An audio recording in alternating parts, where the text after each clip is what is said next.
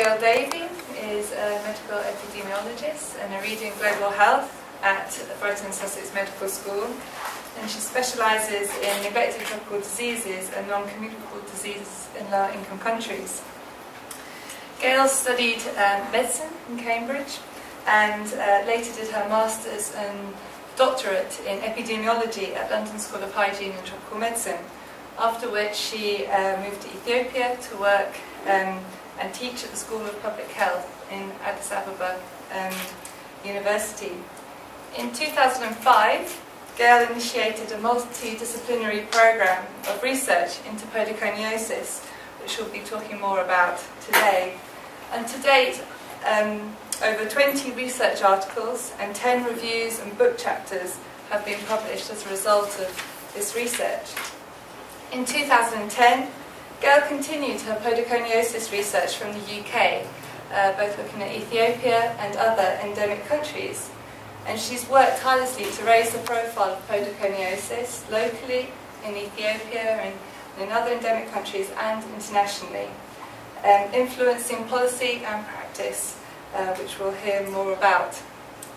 Gail is the Executive Director of Footwork, the International Podoconiosis Initiative as well. So today Gail will be presenting on how research can fuel policy and practice, the example of podoconiosis. So I'll hand it over to you. Great, thanks very much, Hannah. And thanks all for coming on this rather cold evening. I hope you can get some proxy warmth from the thought of the fuel that research can be under certain circumstances in policy and practice. And I did choose the word fuel deliberately. I think you will see through the course of this seminar that research can have that sort of a role towards policy and practice under certain circumstances. And I'm going to examine a little bit the type of circumstances that has meant that research into podoconiosis has generally moved policy and practice on. But this is kind of an easy talk for me to give. It's a bit of a story, and I hope it will be easy to listen to as well. I realise that some of the pictures are not easy to look at, but I don't apologise. This is where people are when they have podoconiosis. This is a state that they are living in many countries in the world, and that's really the basis on which the talk has to lie. So, let me tell you about my introduction to this whole unusual world. I was living in Ethiopia, as Hannah's just mentioned, and on the staff of the School of Public Health in the capital city. And the ambassador, the British Embassy, asked me to go down with a little team to review a non-government organisation who had applied for a small grant from their scheme. And I went down to the south of Ethiopia with a British dermatologist to sort of evaluate a proposal from a single, small, grassroots, non-government organisation offering services specifically to patients suffering this disease in a heavily affected part of southern Ethiopia. And really, at the time, even the NGO were unsure of the total number of people affected, either in their patch or in Ethiopia or globally. And a very cursory look around before the trip suggested to me that there was no mention of this condition anywhere in government policy. So I went down, and with Claire, I was taken around the project, and I suppose I thought before I went, maybe I haven't heard of this condition, even after being at the London School of Hygiene for 5 years. Maybe I haven't heard of it because it's very rare. And then, of course, we were taken to gatherings like the one in the picture at the bottom, where there were 200, 400, 500 patients sitting sometimes under a tree, sometimes in a sort of storehouse or warehouse like this, waiting for the NGO team to arrive and start their education and treatment that they offered. So I realised quickly, in certain areas anyway, it was not rare. I went back to Addis somewhat sobered and recommended straight away to the embassy that they did support this NGO. and then went off and sort of began to think about how the experience fitted with my sort of day-to-day role in Addis as an instructor in the School of Public Health. I was doing roughly half teaching and research. And I thought it was a good idea to have a look at what might be out there on this condition, and I did a very informal type of literature search and came across various mentions of what appeared to be the same condition under different names. It was called at times mossy foot, lymphostatic varicoses, idiopathic lymphedema, and non-Bancroftian elephantiasis. That's to distinguish it from Bancroftian or filarial elephantiasis. And these reports had come in from Kenya, Tanzania and Ethiopia in the early part of last century, really, often from kind of colonial officers who had come across certain cases in their communities. The next thing I found was this extraordinary monograph, which there happened to be a copy of in the School of Public Health Library, and there aren't many copies around the world now. If you go on Amazon, it's a bit of a collector's item. But this is a monograph by Ernest Price, a British nephrologist who worked in Ethiopia in the 1970s and 1980s, and did the most extraordinary work describing this disease. He made big advances in working out the etiology. He looked at the natural history.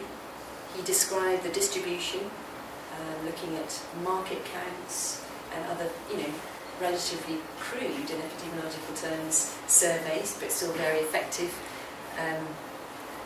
ways of getting information on distribution. And then documented simple management, which entailed foot hygiene, the use of some sort of protection, i.e. shoes, to diminish contact with soil.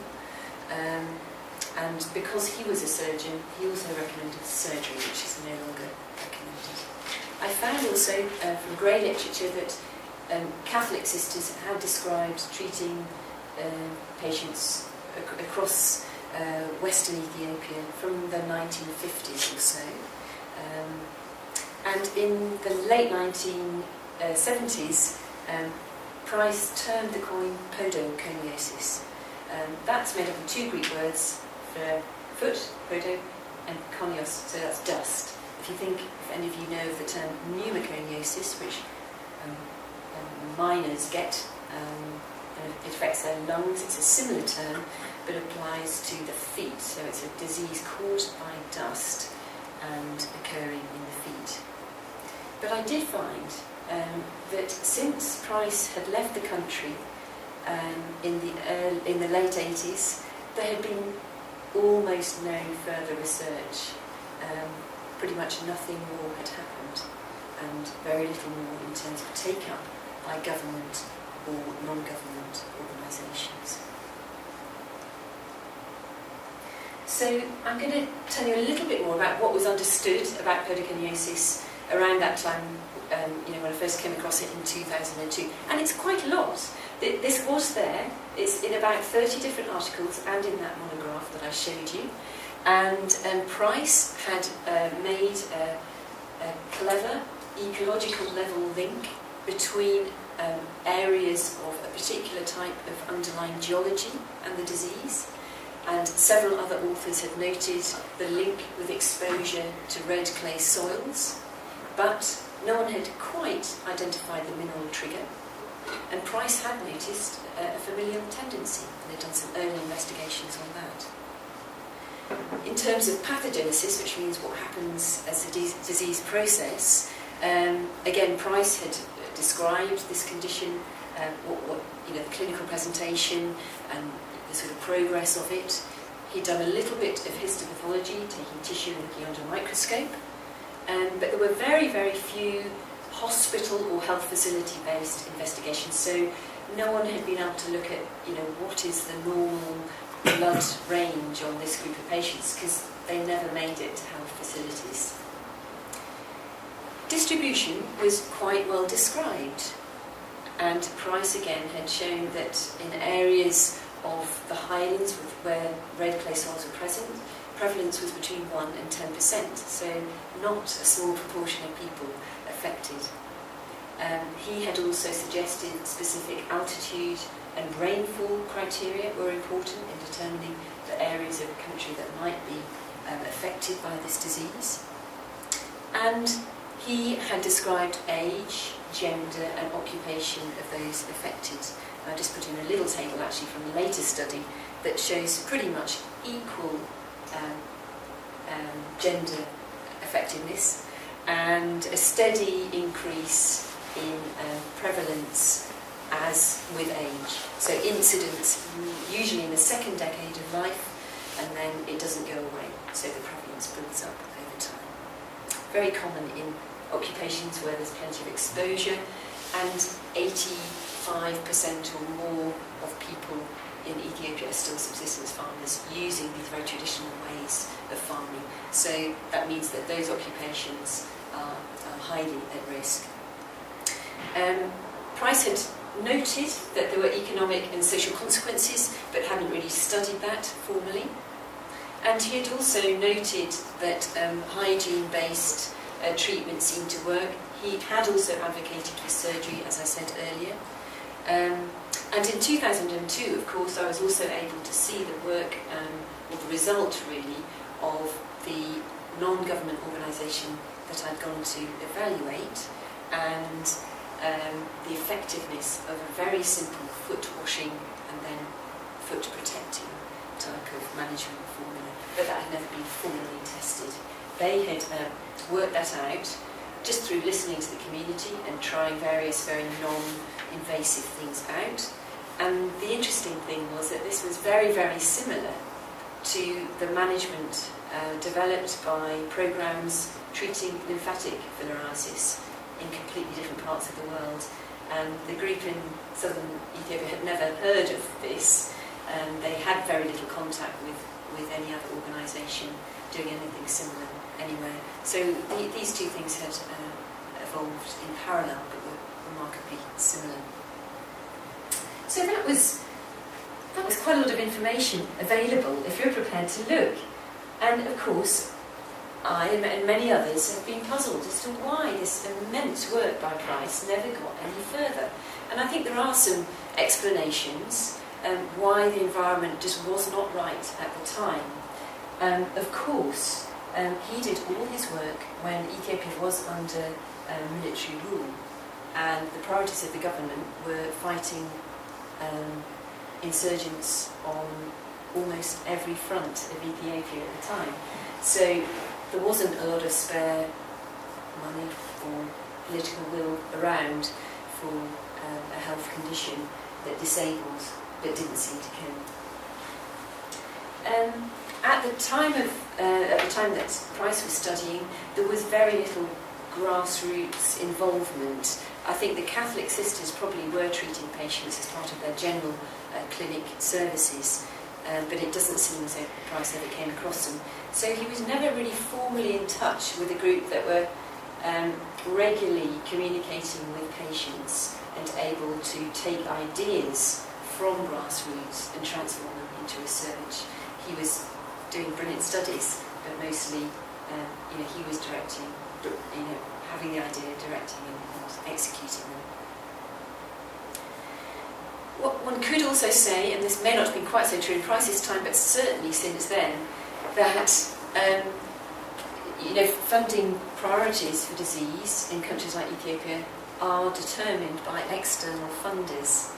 When I arrived in Ethiopia, it was just at the start of a large tranche of funding from CDC that was worth $1 billion over 5 years.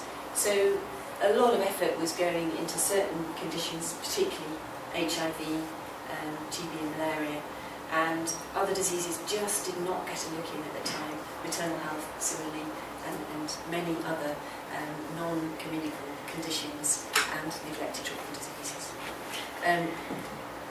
And then finally, Price didn't seem to work with Ethiopian academics, and I'm sort of puzzled by that, because he must have been, he worked in one of the research institutes and maybe they just weren't interested, or maybe they couldn't do it, partly because of the military regime. I know there are restrictions on travel that possibly Price as a foreigner could get around, but maybe Ethiopian academics could not get around. But there were very few engaged in his work. So that's one set of circumstances that seem to inhibit the move from research into policy change and into practice. And I suppose I didn't realise all of that at the time, and this is all much more thought out than of course it was at the time. And in some ways this is very much looking back retrospectively at sort of what happened, but I still think it's sort of worth telling in this way. But what I realised was that I was there in the School of Public Health with scores of bright Ethiopian master students coming through, many of them leading projects for their dissertations. On the left is a picture of, I think, the 2004 graduation, which was around about 20 students, and by 2009 and 10, that number had increased to 120 students in 3 tracks. So there was just lots of people, and all looking for research. And it seemed a very good chance to develop their capacity to study endemic disease, a disease that seemed to be important to the country, but wasn't yet being studied. And on the other hand, there was this remarkable non-government organisation, the Mossy Foot Association, doing their fantastic treatment work with very, very organised but paper-based systems. So providing some sort of, with the potential of providing some sort of research infrastructure, and also with excellent communication with patients through patient-led groups, so that research could operate in 2 ways, and ideas for research could come up through the patients and through the organisation, as well as from the researchers. So it does seem like a good way, a good environment in which to develop capacity on both sides. And then I had to scratch my head and think, well, how on earth can does one start to get a very understudied disease funded, in that it's quite difficult to apply for funding for a disease that nobody has heard of, and that really was the case back then. And the on-the-ground priorities for research may not match what the funders really want to give research funding for. And I realised it was necessary to kind of take forward studies that were of interest to the funding bodies that like really good kind of world-leading type of science, like Wellcome. But also it was important to do stuff that policymakers would be interested by, and would fit in with their multi-acronymed plans. The first one is the Plan for Accelerated and Sustainable Development to End Poverty, and the other is a Health Sector Development Plan.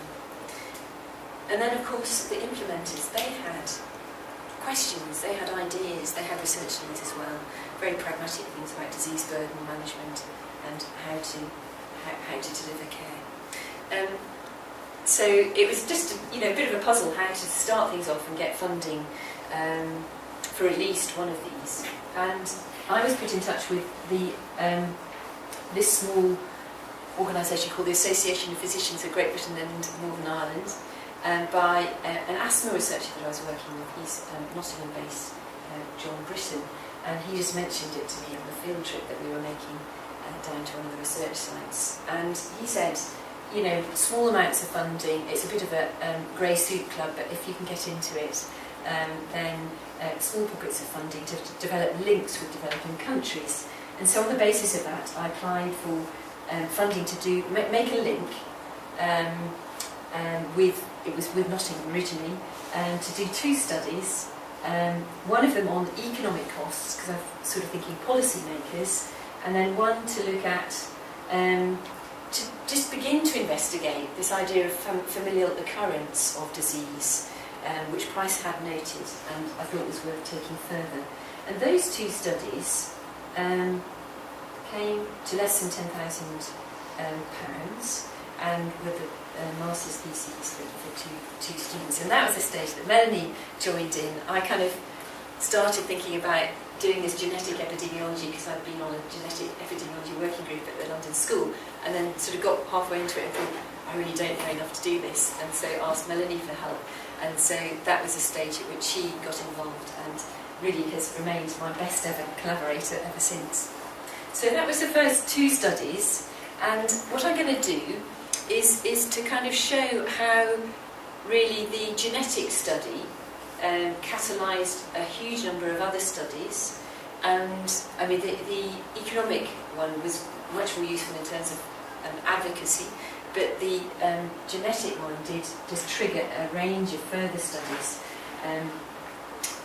This was the nuts and bolts of that study. It was cheap to do. You think genetics, well, people in Ethiopia thought genetic studies, that will mean really expensive equipment and stuff. But doing the initial kind of very classical stuff is very cheap. You need family histories, and this was a very good setting in which to get large, very informative family histories, because family sizes are very large. Our average family size is 23 members, and those were typically spread over 3 or 4 generations. And using sort of charts like that, you can quite quickly begin to tell certain things about the disease and its heritability, and then using more sophisticated software, which I certainly couldn't do, but someone else did. You can model and estimate heritability and look at what are the most important covariates for susceptibility to disease. So that was a really sort of nice solid start, and that really developed into this much bigger study, which was Wellcome funded, and took the next step of actually gathering DNA samples from saliva and extracting data, DNA, analysing it. And the picture in the middle showed Fasil Tokola, who took forward the in silico work. That's in front of his computer at NIH, I think. And that was published last year and showed strong evidence of an association between an area of the HLA class 2 locus and susceptibility to disease. And that area was a bit of a surprise to us in that it's often related to responses to infection, but also to environmental stimulants. So it still fits together. And there's more work to be done to map that more precisely and to find out what then the gene or genes actually do.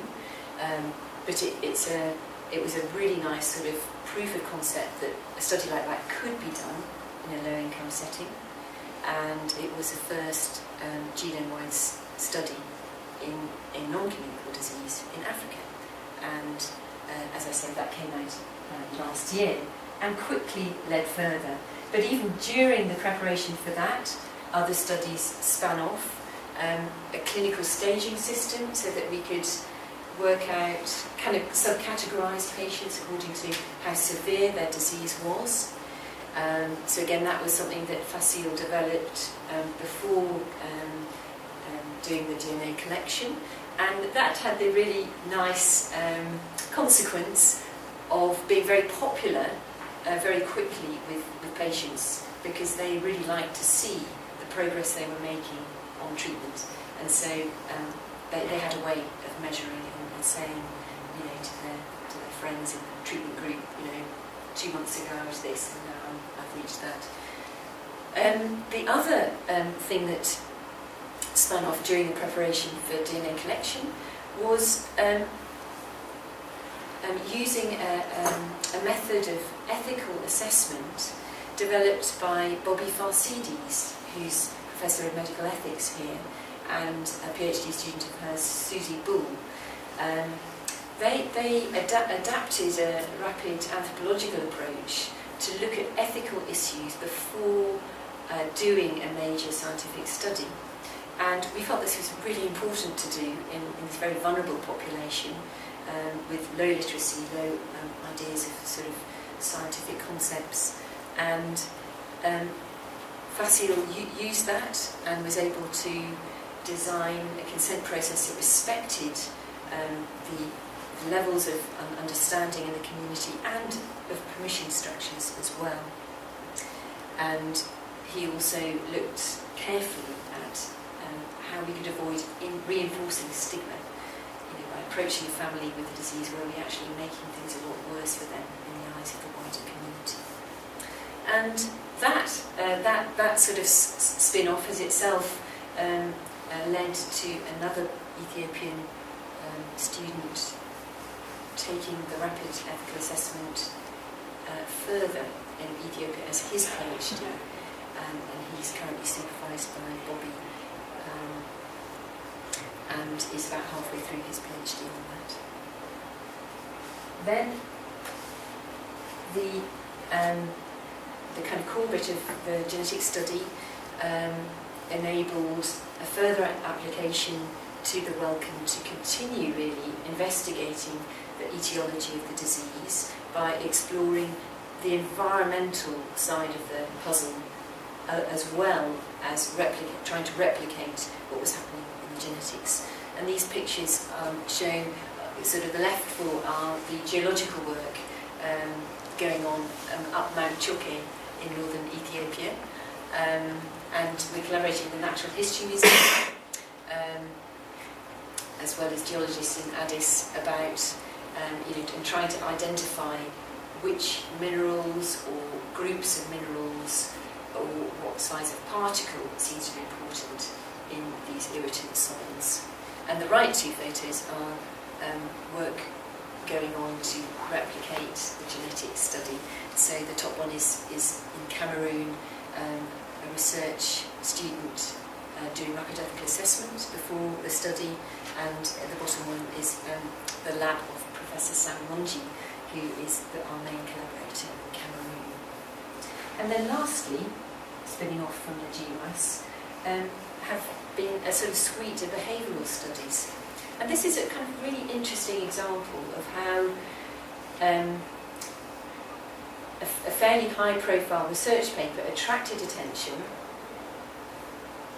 from another investigator who had the skills to address a problem that had been identified already in the community.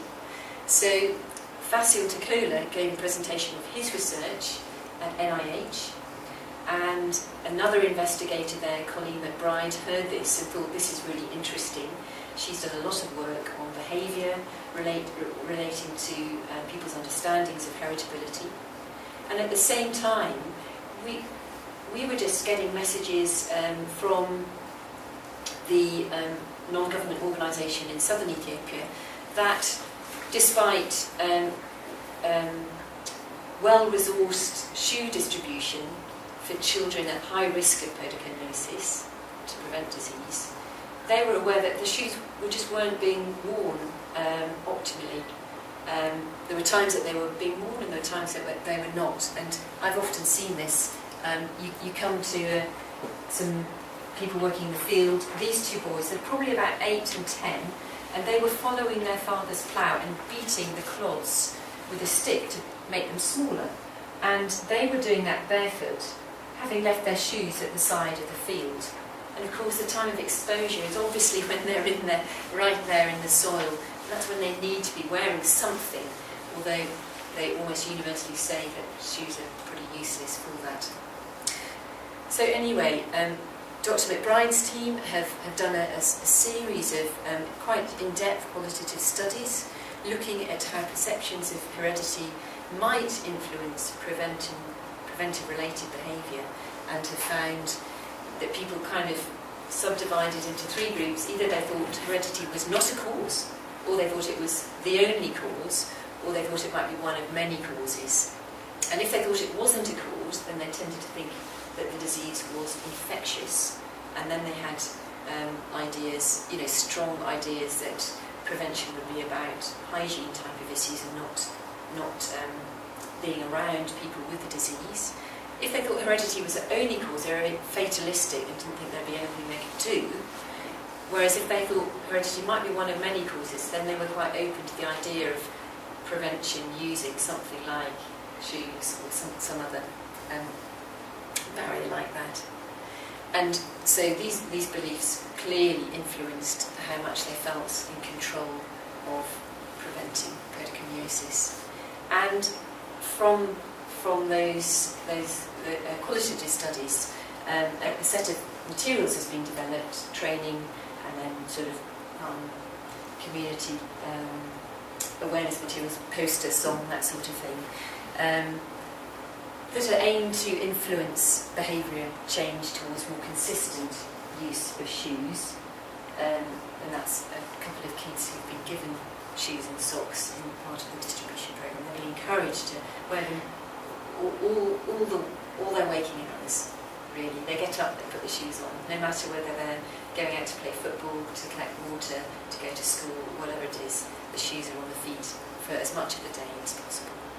And the trial of this has just started in southern Ethiopia and will carry on for 15 months. So those are all the studies that span off that initial, quite small segregation study. I'm now going to move on, and that was all to do with the kind of research that certain funding bodies like to fund. And now I'm going to move on to policymakers, and I guess the economic study was important. It's kind of crude, I know now talking to economists too, it's crude, but it was a start. And we did manage to characterise and quantify to some extent the economic costs of this disease on an endemic community and project that to the country as a whole. And the suggestion is that the disease is costing at least $200 million per year to Ethiopia, and that's probably a conservative estimate. But the other thing that policymakers want to know is, where is the problem? And they want to know at district level, what are there, and they, before they, train and gear up people and provide the resources to do something about it. And their requirement seemed to match very well with the new tools available to us in geographic information systems. When you've got a disease that's related to a soil type, seems to be related to altitude, all these things of which data are already available and collected, then it's an ideal tool to use. And the bottom photo shows Kebede, who has recently been successful in getting a Wellcome Trust Fellowship to take forward joint mapping of lymphatic disease and podoconiosis, and using these sort of spatial analysis techniques. And this is a map that he produced in March last year when he came over to do a course at the London School. And that shows the kind of background, the different shades of dark red and purple are different soil particle size, and the sort of the carmine type of colour is very fine particles, and the medium particles are the purple, and then the pale ones are very coarse or other.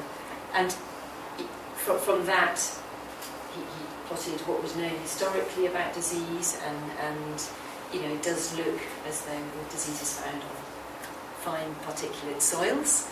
There's much more to do on that, but that was a sort of nice indication of this tool would work well. Then there's the implementers. So this is really local implementers. They want to know, is the disease in my patch? Do we have to start worrying about this as a drain on our health budget too? And so a series of small, cheap kind of prevalence burden studies has gone on all the way through this, as different areas have sort of woken up to the problem in Ethiopia. And so they now cover southern, western, northern, central Ethiopia and Cameroon as well. I guess once we have the nationwide mapping done, we won't need to do this, but they're quite useful as baselines before people start projects as well. That's one question of implementers. The other is, how do we actually run a programme? And so I've encouraged people who develop programmes to write up what they did, and to sort of show how other people could follow suit. And then what do we do? How do we treat the disease? There was a small, non-controlled follow-up of the simple foot hygiene program in southern Ethiopia that showed significant improvements in stage of disease and in circumference of a certain point of the lower leg, and huge improvements in quality of life. And that formed, if you like, proof of concept for a pragmatic RCT, which is going to go ahead in northern Ethiopia starting later this year. We've also tried to look at cost effectiveness, and an IRP student last year started to tackle this and did a simple cost effectiveness analysis looking at an expansion of the project in northern Ethiopia, and costed standard treatment to about $55 per patient per year. This was this covered all aspects of the programme, so this was start-up and office hire and utilities and all the rest of it, transport, as well as consumables being delivered to patients. So again, this is a sort of overestimate probably of future costs, and the incremental cost-effectiveness ratio was very, very low at about $3 per QALY, which compares very favourable with other neglected tropical disease interventions. So I hope that's given a picture of how a sort of range of research studies in a number of disciplines has sort of catalysed further study, and I'll talk in a moment about how it's catalysed action in terms of policy change. All these disciplines on the left have been involved to date in the studies since 2003, and I suppose one of my jobs is really making sure they're integrated, making sure that people in the different disciplines understand what their colleagues are doing, so that the mineralogists kind of have some understanding of what the people exploring the genetics have found. So, for example, if the people looking at the genetics home in on some specific receptor, then it may be that the mineralogists can be looking at what might fit that. It's important that many of these disciplines know what best practice is in terms of ethics of approaching these populations, and I guess the behavioural sciences are underpinning all of the efforts in prevention and disease management now. So integrating these and try to formulate the results of research in terms of simple messages for advocacy, so that we can tell people what the disease burden is, how simple treatment is, how prevention is done best, and how to deliver all of those. And that's sort of the part that this international initiative is now playing, that we can present simplified versions of much of this research to policymakers. And we've done that successfully to the Ethiopian Federal Ministry of Health, so that podoconiosis is now named as one of 8 priority neglected tropical diseases in the the plan for integrated control of NTDs to be launched in June this year. And really, it's research has sort of led the formation of a national network for this condition as well. So again, a sort of coordinating and advocacy body in country, based in Addis, because most of the people doing the work are at least 6 hours drive from Addis, so it's really important to have a base there where the policymakers sit. And the research has enabled direct evidence-based approaches to other global organisations, and of course, probably most importantly, the WHO. And it has made a tremendous difference that the WHO has included podoconiosis on its list of neglected tropical disease. You might not think that's a big victory, to be at last called neglected, but it is. It's important because we're now in a category, and that category is funded by some of the big donors, so that's an important step. Here at BSMS we have a research hub, and that's good. That means we can coordinate what research goes on, so it's not duplicated unnecessarily, but it is replicated where that is important. And again, we can try and put people with skills in northern countries in touch with the groups in the south who coordinate and protect the patients. That's a policy level, and of course on the ground in Ethiopia there's been translation of the research with expansion and multiplication really of intervention programmes from the one in the initial one that I saw in the south through the west and into the north and more in the south as well. These are the most heavily endemic regions of Ethiopia, Amhara, Oromia and Southern nations.